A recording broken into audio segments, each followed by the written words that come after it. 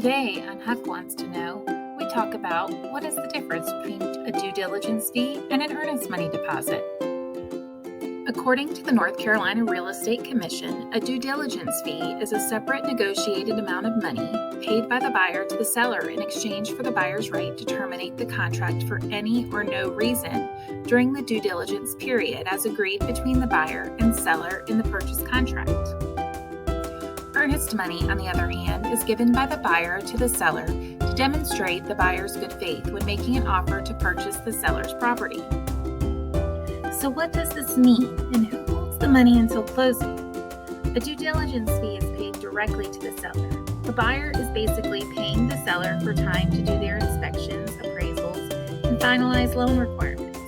This fee does go towards the purchase price of the home, but is not refundable if the buyer backs out. Earnest money is held in an escrow account, either by an attorney or brokerage firm. It also goes towards the purchase price of the home. It is refundable to the buyer if the buyer terminates the contract prior to the end of the due diligence period. If the buyer terminates the contract after the due diligence period, it is no longer refundable. In either case, if a seller terminates the contract or cannot provide a clear title to the property, both the due diligence and the earnest money are refundable, and possibly any fees associated with the due diligence process.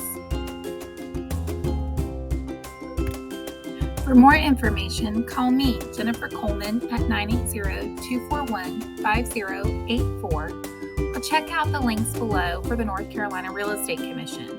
And stay tuned for our next episode when Huck asks, why in the world do I need a home inspection?